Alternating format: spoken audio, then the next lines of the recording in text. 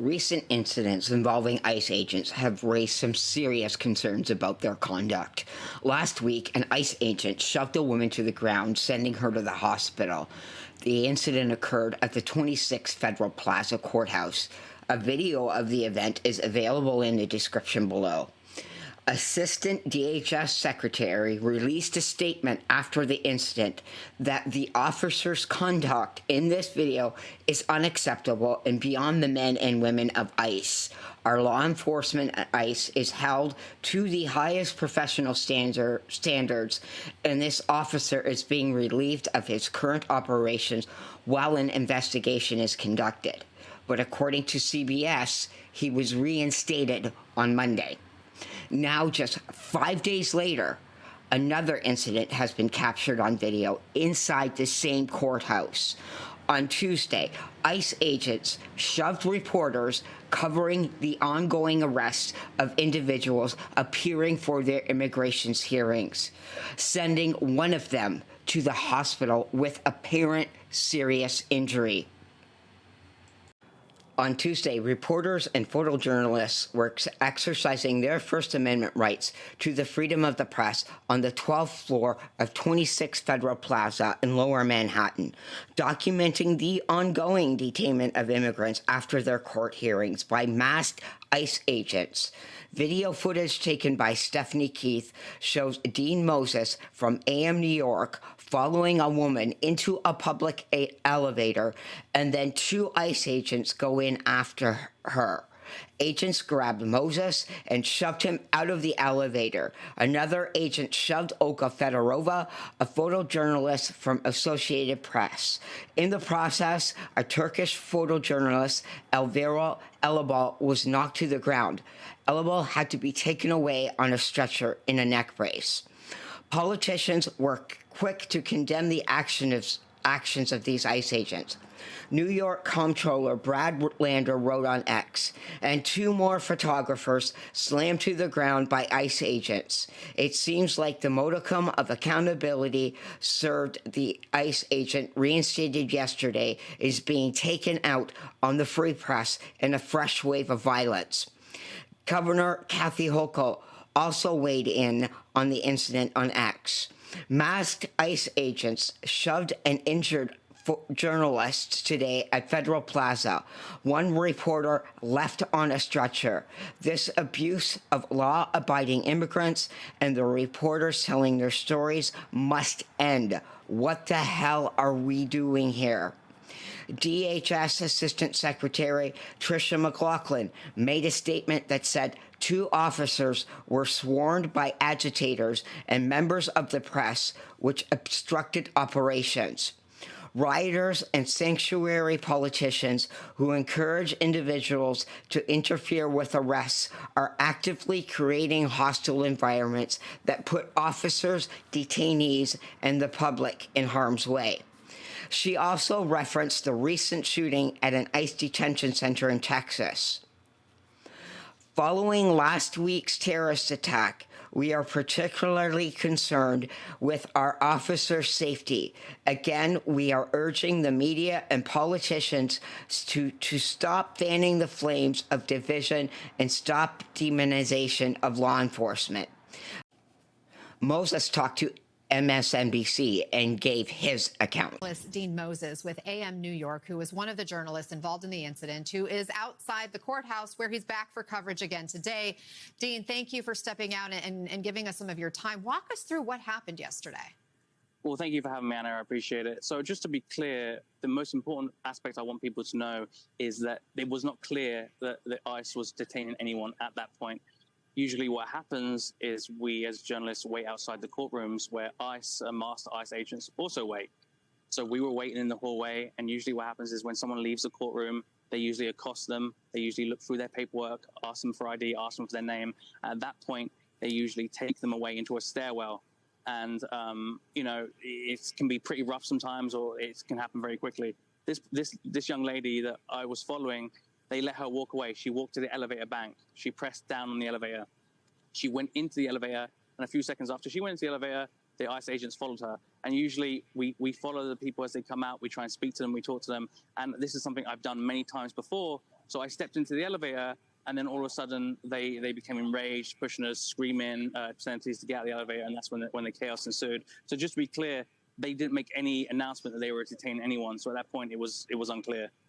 So you talk about the chaos. DHS also references that in their statement, saying that officers, as they put it, were swarmed by agitators and members of the press, which obstructed operations. They say officers repeatedly told the crowd of agitators and journalists to get back, move, and get out of the elevator. What do you make of that apparent justification for these actions and their claim that operations were obstructed by members of the press? Well, I have to say, in this instance, it's an absolute falsehood. None of that is accurate. I would be lying if I said this hasn't happened in the past. There has been protesters, there's been activists who have attended court hearings, who have, I would say fairly say has impeded detentions. But in this case, there was no activists. There were no agitators. It was just members of the press. I believe there were some court observers nearby inside the courtroom who weren't press, but they were not near where this took place. And they were the only person who I went in the elevator. And then directly after I went into the elevator, when I was grabbed and shoved, another ICE agent shoved my colleagues, which was the gentleman who was pushed to the ground. So there was nobody other than press involved. So the guy who was on the ground was one of your colleagues. Well, what kind of injuries did he sustain? And did any of these officials try to help him? So actually, you could hear the slam. It was a really sickening thud of when his head and his back hit the back of the very hard floors in the hallway there. And the ICE agents just rushed away.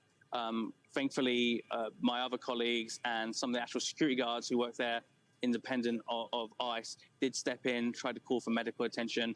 He was left there for some time, I would say 30 to 40 minutes, really not moving at all until EMS was able to come and take him away. But the actual agents themselves, they did not intervene. They just left. And actually, it seemed to appear they left the entire day. They rushed down the elevator and we didn't see them again. Instances like this occur on a weekly basis. Families ripped apart. Just today, there was a family, a husband who was ripped from his kids. His wife and his kids left there in tears this morning. So this is nothing new. This is something we see regularly. And I think what's also important to know is a lot of the individuals who are being taken, they are as confused as anyone else. They don't know why they're being taken a lot of time. A lot of times they don't speak English, so they just getting pulled away and in their mind, tantamount to kidnapping because they do not know what's going on. So I think what the important thing is to know is that from my reporting, from my understanding, none of these individuals are criminals like the borders are. Tom Homan would like to have people believe. It seems to be family members going to their legally mandated court hearings and getting whisked away by masked men. This incident comes after a CBS reporter's car was shot with a pepper ball at the Broadview Processing Center in Illinois by an ICE agent. Azal Rezai has been covering the ongoing protests at the facility. Late Sunday morning, she visited the facility to see if there was any activity at the 25th Street entrance. There was no protesters at the scene except a person from the Broadview Fire Department. Rezai captured a photo the moment before the pepper ball was fired, showing nearly an empty parking lot and two federal agents standing dozens of feet away. One of them appeared to have been readying his weapon. She believes that he was the one that fired at her car. Rezai said that she was not close to the facility nor the fence surrounding the building. She was leaving the area when the ICE agent fired the pepper ball from about 50 feet from inside the fence, hitting the driver's side panel. The chemicals then engulfed the inside of the truck. A DHS spokesperson made a statement. No member of the media at CBS or any other outlet was attacked. For their safety, we remind members of the media and journalists to exercise caution as they cover these violent riots. We have seen rioters throwing rocks armed with guns, slashing tires, throwing tear gas cans, and other violent acts. Secretary Noem has been clear, rioters will not stop or slow us down from removing the worst of the worst. Razai spoke to CBS, and here is her side of the story. You'll hear me multiple times have to clear my throat as I inhaled a lot of some of the powder that you saw here. An ICE agent that was masked pointed his weapon and shot directly at my car. He saw my window was open and he shot right here. You can see the point of impact right there. You can see white powder exploded on the hood of her car, windshield, and even engulfed the inside. And I was sitting right there with my window open. A lot of it went inside of my car and on my face. I immediately felt it burning. I started throwing up. My face has been on fire for at least the last 10 minutes or so. As for Asal, she says the only thing that helped her after she was hit with a pepper ball was a cold, wet rag to soothe her face from the chemicals. We don't know why agents shot at her, but she did receive help from a photojournalist and a fire department official who happened to be near there. The scariest part about this is I could have been anybody, and I could have been killed. I was driving, my vehicle was moving when they shot directly at my car. Illinois State Police and Broadview Police Department have opened a criminal investigation into this incident, and they are hoping that DHS cooperates with the investigation. But the DHS is so shamefully corrupt, the chances of them cooperating are slim and none. Any of the state police forces should follow the Illinois State Police and the Broadview Police Department's lead and prosecute any ICE agents that are caught on camera assaulting immigrants, U.S. citizens, and reporters to the full extent of the law, because the current DOJ is also shamefully corrupt, that they will not prosecute any of these ICE agents.